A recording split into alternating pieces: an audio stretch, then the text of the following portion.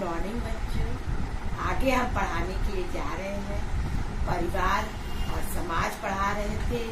परिवार का भी पूरा नहीं खत्म हुआ, उसके आगे पढ़ा रहे हैं। बच्चों, मिलने का बहुत मन कर रहा है लेकिन मिल नहीं पा रहे हैं। तुम लोग जो है क्वेश्चन जो है पढ़ते नहीं हो और लिखते भी नहीं, कभी कुछ पूछते भी नहीं हो। तो अगर समझ में आ जाता है और समझ के लिखते हो तो बहुत अच्छी बात है। जब नहीं आए तो जरूर पूछना। आगे हम बताने जा रहे हैं, जैसे कि आदर्श, खुशी तथा सफलता जीवन की आवश्यक दशाएं। तो दशाएं मतलब क्या क्या दशा आती है, ठीक है। आवश्यकताएं, हम लोग को बहुत सी आवश्यकता, एक आवश्यकता होती है, दूसरी आवश्यकता पूर्ति होती है। इकोनॉमिक्स में ऐसा लिखा है ना कि एक आवश्यकता पूर्ति नहीं होती, दूसरी आवश्यकता होती है, दूसरी नहीं तीसरी। उसी प्रकार से हमको आवश्यकताएं हैं। जैसे नूतन पूर्ति, नूतन माने छोटे से छोटा, ठीक है। पूर्ति, उसका पूर्ति होता है, उसको बढ़ाया जाता है। अब उसी के आधार पे परिवार जीवन की सफलता के लिए आवश्यक प्रत्येक परिवार में इतनी आमदनी होनी चाहिए, इतनी आमदनी होनी चाहिए कि हम उसकी पूर्ति कर सकें। ये नहीं कि पैसा नहीं है और हमारी इच्छा करी कि हम बहुत अच्छा ड्रेस पहन लें या बहुत अच्छा आइसक्रीम खा लें, तो ये हमारी पूर्ति नहीं। या तो फिर हम उधार लेके करेंगे या कुछ भी, तो समस्या में फंसते चले जाएंगे। तो हमको जो है जिसे वो अपने न्यूनतम आवश्यकताओं को पूर्ति कर सके। न्यूनतम आवश्यकताओं में खाना, कपड़ा और मकान और शिक्षा और चिकित्सा आदि सम्मिलित है। ये सारी चीज, खाना, कपड़ा, मकान, चिकित्सा और बीमारी आदि दुख में ये सारी चीज सम्मिलित है। जब तक हम पैसा नहीं बचाएंगे, कुछ रखेंगे नहीं, तो आगे के कार्य को हम नहीं कर सकते हैं। इसीलिए जो है हमको परिवार, जिस परिवार में इन आवश्यकताओं की पूर्ति नहीं हो पाती है, उसमें अनेक प्रकार की बुराइयां उत्पन्न हो जाती हैं। मतलब मालूम है, जिस परिवार में ये सारी पूर्ति नहीं हो पाती है, उसमें बुराई हो जाती है, लड़ाई हो जाती है, झगड़ा हो जाता है, आपस में हो जाता है, और आदमी औरत में हो जाता है, बच्चों में हो जाता है, परिवार में हो जाता है, समाज में हो जाता है। ये तुम्हारी पहला पॉइंट है। दूसरा पॉइंट है अच्छा निवास स्थान। जान रहे हो कि अच्छा निवास स्थान, हमको जो है अच्छा घर, अच्छा वातावरण चाहिए। बहुत अच्छा महल नहीं घर चाहिए, हाँ छत रखने, मतलब सर रखने की हमको छत की आवश्यकता होती है। उसमें वो कैसा भी हो, थोड़ा सुंदर भी होता है, बहुत अच्छा। भाई पैसे वालों के लिए बहुत अच्छा होता है। तो इसलिए जो है पारिवारिक जीवन में सफलता तथा सुख सुविधाओं के लिए अच्छा निवास होना आवश्यक है। अच्छे निवास स्थान के बिना परिवार शारीरिक, मानसिक, नैतिक और प्रगति समृद्ध नहीं हो सकती। उदाहरण के लिए जिन शहरों में बड़े बड़े उद्योग होते हैं, वहाँ पे मजदूरों गंदे स्थानों पे छोटे छोटे कोठरियों में लेकर रहते हैं। एक कोठरी 10 मजदूर निवास करते रहते हैं। भाई यहाँ पे मजदूर फैक्ट्री काम करते हैं, वहाँ पे छोटे छोटे बाहर की तरफ जो है वो मिल जाता है और उसी में जो है वो निवास करते, तो कैसा रहेगा? अच्छा रहेगा। उसी में खाना बनाना, उसी में सोना, उसी में उठना, तो उनका जो है वातावरण बहुत अच्छा नहीं हो सकता। तीसरा पॉइंट है कार्य का विभाजन।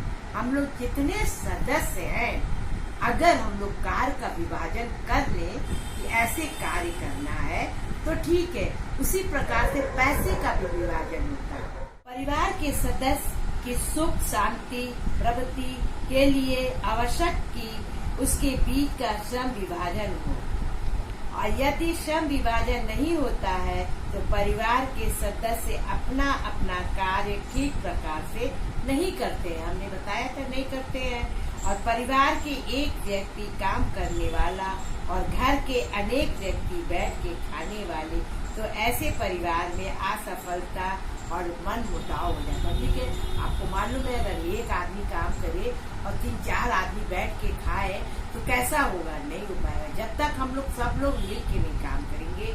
इसीलिए पहले जमाने में औरतें नहीं काम करती थी, उनका परिवार चलता था, वो घर देखती थी। लेकिन इस जमाने के अनुसार जो है ये जमाना नहीं बदला, सब कुछ वही होता है, लेकिन बस परिवर्तन होता चला गया। अब हम कहें कि जमाना बदल गया तो ये बात गलत है, क्योंकि हम खाना खाते ही है, मकान में रहते ही है, ये सारी सुविधाएं करते हैं, तो हम कैसे कहते जमाना बदल गया। उसके बाद है चौथा पॉइंट है शिक्षा, मतलब ज्ञान बहुत जरूरी है।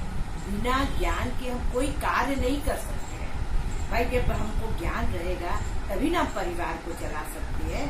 जब हमको जोड़ घटाना ही नहीं आएगा तो परिवार को कैसे चलाएंगे? तो कोई हमको पैसा देगा तो हम कैसे हिसाब किताब रखेंगे? तो ये सारी सब शिक्षा का है। परिवार के जीवन की सफलता के लिए शिक्षा अत्यंत आवश्यक है। शिक्षा के व्यक्तियों में चेतना पैदा करता है और दृष्टिकोण के विस्तृत होता है। सुशिक्षित माता पिता अपने बालकों को आदर्श नागरिक गुणों में का विकास करते हैं और उसके संबंध में बताते हैं। परिवार के सदस्य आपस में मधुरता संबंध होती है। छोटे छोटे बातों में आपस में नहीं लड़ेंगे। इस परिवार की सुखी आदर्श होती है, मतलब छोटे छोटे बातों पे नहीं लड़ेंगे। माता पिता जब शिक्षित होते हैं तो अपने बच्चों को पढ़ाते हैं। उसको बचपन से ही जब बच्चों को शिक्षा दी जाती है, उनको समय से बैठाया जाता है, बोला जाता है, तो सारी चीजें सुख सुविधाओं का संविधान कौन करता? माता ही पिता न करते हैं अपने बच्चों को। जब बचपन से ही माता पिता उनको बहुत ज्यादा उत्साहित नहीं करेंगे तो बच्चे आगे चल के नहीं हम लोग को परेशान करेंगे। हम लोग खुद अपने बच्चों को बचपन में ही सारी सुविधाओं का संविधान कर देते हैं, आगे चल के हम लोग के लिए समस्या बन जाती है। उसके बाद है पांचवा पॉइंट सामूहिक भावना।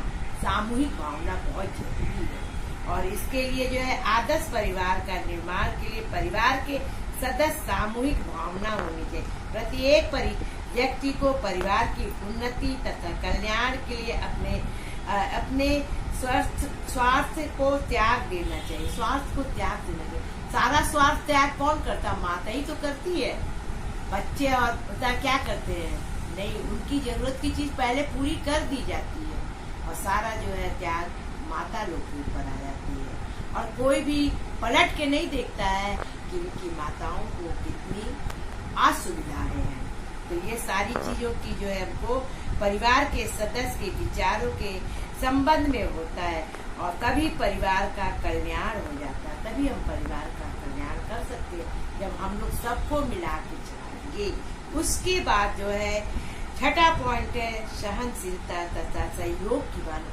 हमने तुम लोग को पहले भी पढ़ाते आ रहे हैं, सहन शक्ति बहुत होनी चाहिए, सामर्थ्य बहुत होनी चाहिए। सहन शक्ति नहीं है तो हम कुछ भी नहीं कर सकते हैं। परिवार के सदस्य में आपस में सहयोग तथा सहन शक्ति की भावना होता है। पति पत्नी माता पिता बच्चों के सदस्य आधार सहन शक्ति का सहयोग और छोटे छोटे बातों पे आधार बनकर आपस में नहीं लड़ना चाहिए। आपस में नहीं लड़ना चाहिए। छोटे छोटे बातों पे, छोटे छोटे चीज पे माता पिता लड़ जाते हैं, बच्चे लड़ जाते हैं, सास ससुर लड़ जाते हैं। सास की बातों को सुनना चाहिए कि वो क्या बोल रही है, क्या है, सुनो। उसके बाद थोड़े देर के बाद बोलेंगी, वो अपना ठीक हो जाएंगी। लेकिन नहीं, हम लोग पलट के जवाब दे देते हैं, पलट के कार्य करते। वही जो होती है हम लोग की लिए समस्या का कारण बनाता और वही फिर बच्चे सीखते हैं। इसलिए हम सारी चीजों को देख के ही करना चाहिए। एक दूसरे का सम्मान करना तभी परिवार का सुखी बना सकते हैं। जब हम एक दूसरे का सम्मान करेंगे, आदर करेंगे, तभी हम बुढ़े लोग तो बहुत जल्दी नाराज हो जाते हैं ना, बहुत जल्दी वो उसमें आ जाते हैं। ये सब चीज को जो है बुरा नहीं मानना चाहिए। हाँ, थोड़े देर के झगड़ा तो ये नहीं कि हम बोलेंगे ही नहीं, महीना 2-4 महीना नहीं बोलेंगे, नहीं। आपको सुबह झगड़ा है तो शाम को आपको प्यार के सब एक बार बोलोगे, 2 बार बोलोगे, 3 बार, चौथी बार ऑटोमेटिक वो बोले अरे ये तो बार बार चला रहा है, चलो इससे बात ही कर लेते हैं। तो ये होता है सहन शक्ति और सहयोग होता है। और उसके बाद है पारस्परिक स्नेह। पारस्परिक स्नेह होनी चाहिए और स्नेह होनी चाहिए। स्नेह मैंने प्यार मोहब्बत होनी चाहिए। जब प्यार ही मोहब्बत नहीं है तो क्या है? कुछ नहीं है। देखो पहले भी लोग जो थे व्यस्त रहते थे, ऐसी बात नहीं है। पहले जो था वो था, रेडियो था, तो रेडियो में बहुत अच्छा अच्छा गाना आता था, कहानी आता था, ये आता था, स्टोरी आता था, लोग उसको लेके बैठ जाते थे, है उसमें व्यस्त हो जाते थे। तो छोटे में था ना, तो इसलिए भाई एक जगह लगा के रख देते थे। अब जो है आधुनिक में मोबाइल आ गया है, तो हम लोग कहेंगे कि बदल गया है, नहीं, हम वो नहीं बदल रहा है, सभी समान वही चीज है, सब कुछ वही है। और इंसान जो है बदल जाता है, उसके भावनाएं बदल जाती है, उसको नहीं बदलना। परस्पर स्नेह, परिवार के सदस्य के आपस में स्नेह होना चाहिए और एक साथ मिलकर काम करते हैं। और परिवार के आपस में स्नेह की भावना है, विचार अलग अलग होते हुए भी एक साथ मिलकर काम करना है, एक दूसरे के पर दोष रोहण भी नहीं करने हैं, एक दूसरे पर बात का बुरा नहीं मान सकते तथा आपस में लड़ाई झगड़ा नहीं करते। सच्चा प्रेम सदैव दूसरे के लिए त्याग करने के लिए तैयार रहता है। क्या होता है कि हम लोग को एक दूसरे की बात, अब हम लोग जैसे हैं, एक जगह है, हम लोग घर में है और चाहे स्टाफ रूम में है, स्कूल में है, तो प्रेम भावना की गुस्सा नहीं होना चाहिए। अब हो जाता है भाई, गलती तो हर इंसान से होती है, ये आपने कोई सीख के नहीं आता है कि हमको आता है, सब कुछ आता है, और वो अपना दिखाता है, दिखावा करता है। अगर उसके बाद क्या होता है, उसकी गलती जो है वो आ जाती है। तो हमको ये चीज की भावना नहीं रखनी चाहिए, और हर चीज एक दूसरे से मिलकर जब हम करेंगे और तभी सारा कार्य जो होगा। और आप जो है उसके बाद है, और जिस परिवार में ऐसे लोग होंगे वही वास्तव में आदर्श परिवार कहलाएगा। जिस परिवार में मेल मिलाप है, एक दूसरे की बातों के सहने की शक्ति है, सामर्थ्य है, उसी परिवार में जो होता है मेल मिलाप रहता है, नहीं तो नहीं रहता है। उसके बाद है 8वां है वृद्धों युवकों के विचारों का सम्मान। वृद्धा माने बुढ़े लोग और जवान लोग और बच्चे लोग, सबके विचार अलग अलग होते हैं। वृद्धा लोग जो होते हैं, बुढ़े लोग होते हैं, वो प्यार मोहब्बत खोजते हैं, कहते हैं कि हम लोग से साथ मिल के बातचीत करें, रहें, समाज सामूहिक में रहें। और बड़े लोग होते हैं जो हुक्म चलाते हैं, बच्चे चाहते हैं हमको प्यार चाहिए, प्यार के साथ दो शब्द बोले। तो जब ये तीनों चीज मिला के रहेगा तभी होगा। जब क्या होता है, माँ और बाप में झगड़ा होता है, बुढ़े लोग पर सारी असर होती है। माँ कहती है अरे इस बुढ़े के चलते हमारा सारी समस्या होती है, तो बेचारा आदमी ये सोचता है कि चलो अब इस बुढ़े को डाल ही दो अनाथालय में, या कहीं डाल दो, वही पड़ा रहेगा, चुपचाप से खाता पीता रहेगा, कम से घर में कचकच तो नहीं होगा। तो नहीं, उसको इसके साथ नहीं, प्यार के साथ रखिए, प्यार के साथ संभावना रखिए। एक माँ बाप 5-6 बच्चे, 2 बच्चों को पाल लेते हैं, और एक बच्चा एक अपने माँ बाप को नहीं पाल पाता है। तो ये सारा क्या, प्यार मोहब्बत नहीं है। हाँ, इस युग में मोहब्बत खत्म हो गई है, मतलब पड़ता है तो प्यार के साथ बोलेंगे, मतलब खत्म होता है तो प्यार हटा देते हैं। ये चीज नहीं है, हमेशा सदा एक सा रहना चाहिए, हमेशा प्यार के साथ रहना चाहिए। और ये जो है, इसमें परिवार के अशांति पैदा हो जाती है। और एक आदर्श परिवार की आवश्यकता है, और युवकों के वृद्धा अनुभव आधार पे और भविष्य का निर्माण करना है।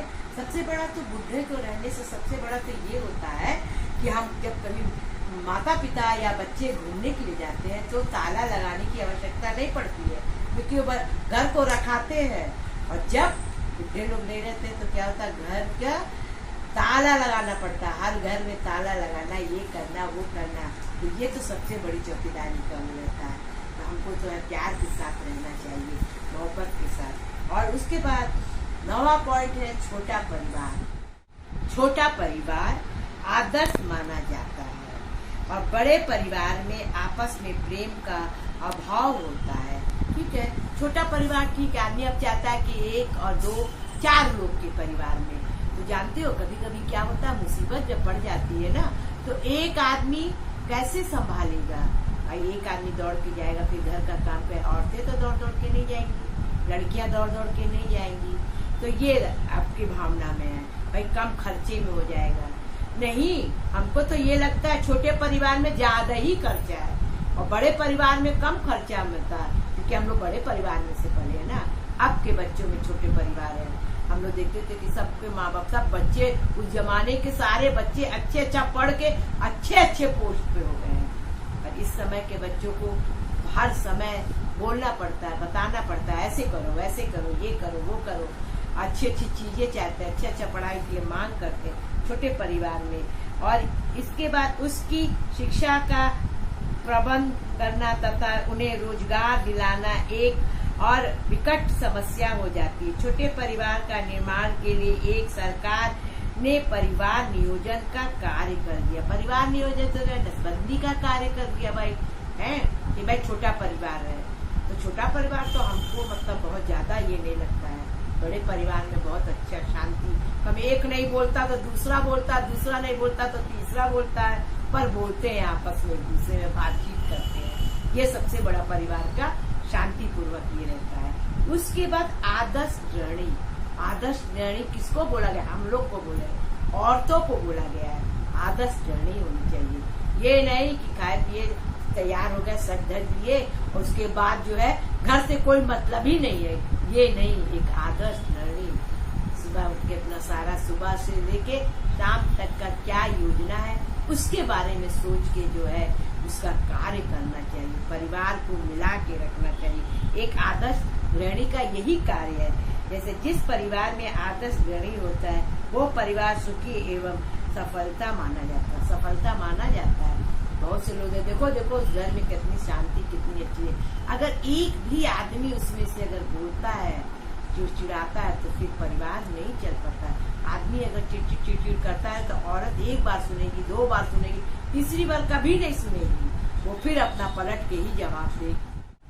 अच्छा भोजन पकाना, वस्त्र की सफाई, बच्चों की उचित देखभाल करना, घर के सभी लोगों को साथ मधुर व्यवहार करना इत्यादि कार्य की ओर विशेष ध्यान देना, तभी एक आदर्श परिवार का निर्माण किया जाता है। ठीक है, आदर्श निर्माण का यही है, सब कुछ देखना है। अब ये नहीं कि एक औरत सारा दिन भर काम करती रहे थक जाए और परिवार वालों को कुछ दिखे नहीं, आदमी को कुछ दिखे नहीं है, बच्चों को कुछ दिखे ही नहीं, तब तो भाई आदमी जो है चिड़चिड़ापन तो उसको दिखाएगा ही और गुस्सा तो होगा ही।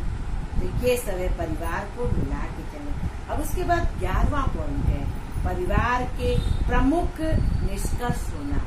परिवार के निष्कर्ष में पास में रहना, दूरी नहीं बना के रहना, कि हमको दूरी बना के रहना। परिवार के सुख और शांति बहुत कुछ परिवार के प्रमुख की निष्कर्ष पर ही निर्भर करता है। और परिवार का प्रमुख पक्षपात पूर्वक व्यवहार करना चाहिए। तो परिवार के सदस्य के आपस का मन मुटाव, ईर्ष्या, दोष उत्पन्न हो जाता है। परिवार में प्रमुख परिवार के सभी सदस्यों का सम्मान दृष्टिकोण देखना चाहिए, उनके साथ सम्मान व्यवहार करना चाहिए। किसी कवि का यह कहना उचित है कि मुख सा चाहिए खान पान में एक मुखिया, मुख का चाहिए मतलब मुख जो है बहुत अच्छा होना चाहिए, खान पान में निपुण होना चाहिए, अच्छा मतलब होना चाहिए, गृहिणी को बहुत अच्छा होना चाहिए, सारी चीज आनी चाहिए। स्त्री ही को सब कुछ आनी चाहिए, स्त्री इसीलिए बनाई गई है। और ये है कि अब के युग में जो है स्त्रियों को लेकर पहले तो घर का काम करना, गोबर उठाना, गाय चलाना, छावनी चलाना, ये करना, सारा काम करती थी। और अब जो है जब से पढ़ाई के ऊपर की ओर ध्यान देने लगे तब से आगे की ओर शिक्षित होती चली जा रही है परिवार के सदस्य, और तभी वास्तव में एक आदर्श परिवार का निर्माण हो जाता है। 12वां पॉइंट, स्त्रियों का परिवार में उचित स्थान बहुत जरूरी होता है। स्त्रियों का परिवार में उचित स्थान होता है। जब परिवार में माता पिता होते हैं तभी कार्य होता है। पिता जो है कार्य में जब हाथ बटाता है, औरत को बताता है हर एक बात, तभी सारा कार्य होता है। इस परिवार में स्त्री का उचित स्थान प्राप्त होता है। जिस परिवार में स्त्री का उचित स्थान होता है उसका आदर किया जाता है। स्त्रियों का बहुत आदर करना चाहिए। ये नहीं कि स्त्रियों का आदर ना करें, अरे घर की तो है, काम करेंगी, ये है वो, ये नहीं। उसको अपने बराबर का मानना चाहिए, अपने बराबर का स्थान देना चाहिए। परिवार में उसका सम्मान किया जाए। परिवार में देखिए आपके सामने है कि परिवार में उसका सम्मान किया जाए। ये नहीं कि नौकरानी की तरह उसको रख ले, काम कराते रहे, उसके बाद परिवार में कोई काम ही नहीं है, हर समय उसको दौड़ाते रहे, ये नहीं। और ढोल गंवार और शूद्र, पशु, नारी और एकल ताड़ना के अधिकारी होते हैं, ठीक है, ढोल नारी अधिकारी होते हैं। तो ये सारी चीजें हैं। और बड़ी भावनाओं को उठाकर तख्त पे रखना चाहिए और तभी परिवार में सुख और शांति की स्थापना होती है। और अपने अपने अधिकारों का उपभोग का अवसर होना चाहिए, वही परिवार की सुखी मानता है, ठीक है। अपने अपने भोग का अपना कार्य अगर इंसान खुद कर लेता है तो परिवार में कुछ नहीं हो पाता है, बड़े शांति पूर्वक चला जाता है।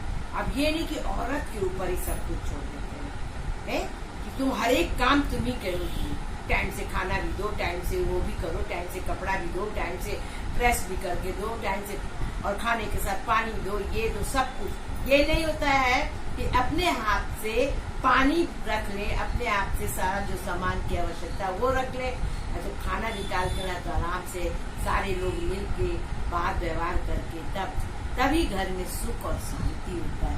बच्चों का भी पूरा पूरा कोऑपरेट होता है।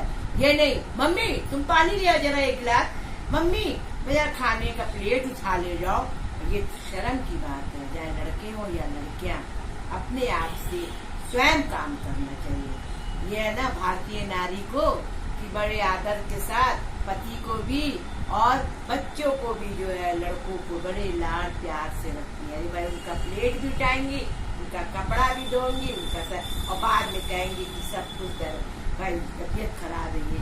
तो हम लोग ही जो है जो परिवार को जो है अच्छे से बांट नहीं पाते, इसलिए हमको परिवार में मिलजुल के सब प्रेम के साथ सभी काम करना चाहिए। परिवार तथा समाज के अब समाज के बारे में बताएंगे आप लोग को आगे। और आपसे निवेदन है कि आप लोग अपने परिवार में लड़कियां खास तौर से आप जो है पूरा पूरा मम्मी का सहयोग करिएगा, घर का कार्य करिएगा, किसी बात की चिंता मत करिएगा। आप सबों को मेरा गुड बाय।